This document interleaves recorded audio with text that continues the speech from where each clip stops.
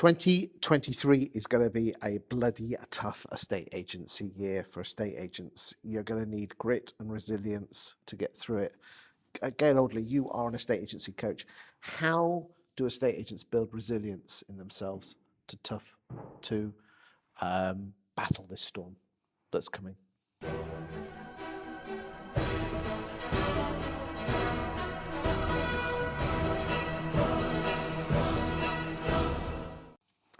And it really is a storm. And I think it started because the phone isn't ringing quite as much at the moment.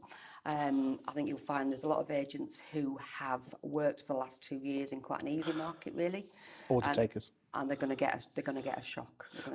Let's be honest. Anyone who is under the age of 30 has not lived in a market. It's going to be in a market. No. You know, I mean, we're filming this in October 22. The stats are still okay, but if interest rates are going up to 5 or 6%, it is going to affect affordability. And as this is be coming out, say November, December, things are going to get tougher. It's not going to be as easy. It's going to be a buyer's market. You're still going to need the good stock, mind you, for those buyers. Yeah. I think the agents who have been, I'm a big fan of prospecting.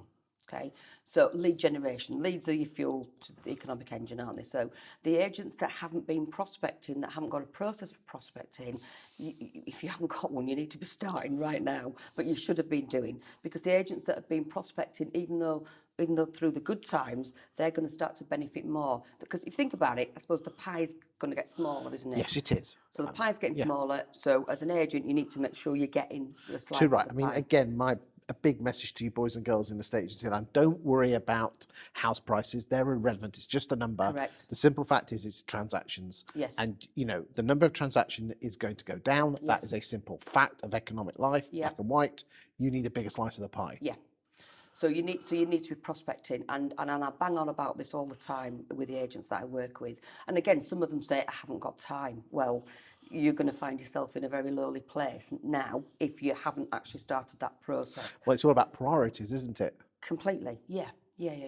And when you mention the word resilience, I think of resilience as you go to the gym and you might work out your biceps or whatever, triceps, but resilience is a muscle, it's your brain, and you're going to get knockbacks in this industry. You're going to get people who are going to say, actually, no, I don't want to go on the market with you. It's how you get back. You can't stop being knocked down. It's like Sylvester Stallone says in Rocky, whatever. Yeah. It's the way you get back up. Correct. Yeah, correct. And it's having good people around you. So I think, again, if you've got good managers, good people that you can talk to, and again, you just got to get back up.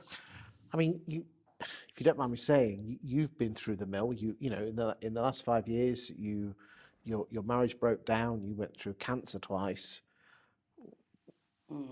How did you get through all that? Because that one of those normally could knock one person out, but 3 in a row. Yeah, it wasn't. That's not been the best for the last 5 years. It's been tough.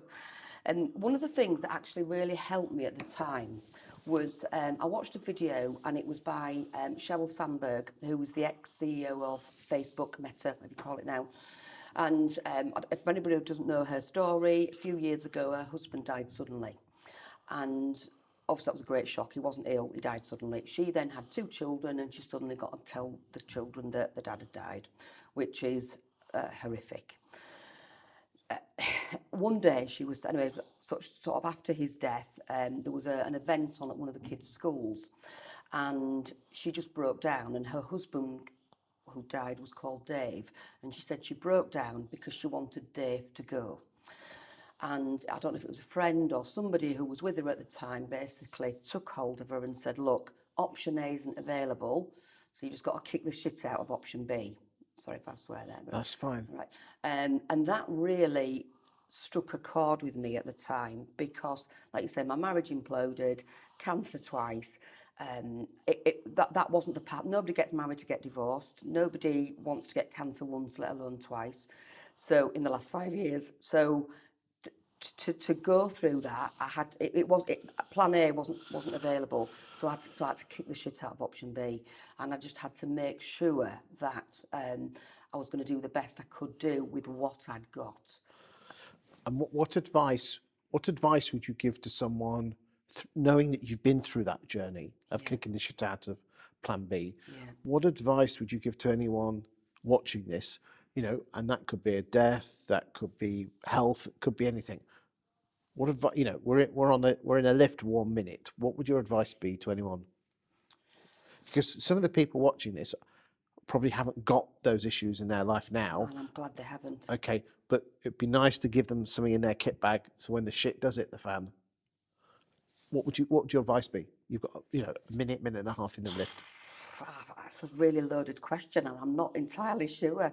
I mean, firstly, shit will happen, and I think that's what Okay. it will happen. But you've just got to have that mental resilience to just come back. Did having friends around you help, or The was right it, friends, as I say, the right friends? yes. What kind of friends are the right friends?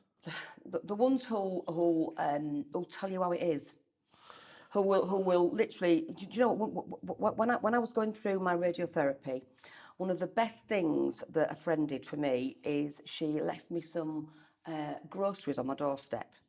And I was actually back at home. She didn't knock on the door. I didn't know. She just sort of texted me and said, look on your doorstep.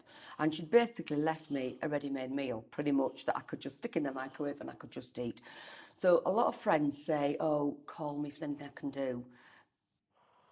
They don't really mean it, probably. Well, maybe they do, but... So instead of offering to help. Do it. Yes, yes, yes. Yeah. Absolutely. And the fact that she actually went and put those groceries on my step when I was in a bit of a bad place. I didn't have a husband around to help me. I was on my own, going through that, really. She just left. It was just amazing. So you're right. Big tip, anyone watching this, if your friend is going through the shit, don't offer to help, just help. Just go and take a pie round, some tea bags, whatever.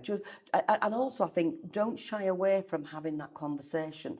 Sometimes when, I can only speak about cancer because that's what I've been through, I think people shy away from the conversation because perhaps they don't want to upset you. But actually, having that conversation or just having a text to say, you don't need to respond, but I'm thinking of you. Just knowing that somebody is thinking of you so much that they've sent you a text, they've sent you a funny emoji or whatever it might be. I mean, I had to have like blue, anybody who's probably gone through it, you have to have blue dye in you. And so a lot of my friends were sending me pictures of Smurfs, blue Smurfs, and it made you laugh. But again, you know that they're thinking about you. Coming back to resilience in a state agency, they're going to be really worried about their business and things like that. Yeah. What do you think agents could do to be more resilient in their business? I mean, one obviously has got to be plan for the worst, hope for the best. Yeah. What other advice would you give? You've got to work really hard. You've just got to be better than the rest. And you've just got to dig in, haven't you? I play tennis, as you know, and you chase every single ball down. You can be 6 love, 5 love down, 40 love down, game point against you. It's not over till the fat lady sings, so to speak. So what advice I'd give to agents is just every single lead is gold dust. You do not let a lead go. That would be me. We're guilty of that, aren't we? Very It's an guilty industry. of it, yeah. I think, again, I know the world's changed and I'm not going to say back in the day, but back in the day, you used to have the hot box on the desk, didn't you? And you'd write down your applicants and you'd know them inside out. My boss would go out, I worked for Countrywide at the time, he would go out, he'd come back, say, Gayle, I've got this 2-bed apartment, whatever, and you knew it Got Mrs. instantly. Mickens, yeah. You knew who was going to buy it, and I think, if I may, whilst data is great and technology is great, I think it's made some agents lazy, and it's made them mislead. They just think that they're just collecting data like sweeties. Ask if you're in your 20s and you've got an older person in the office, ask them what a hot box was. Perhaps don't.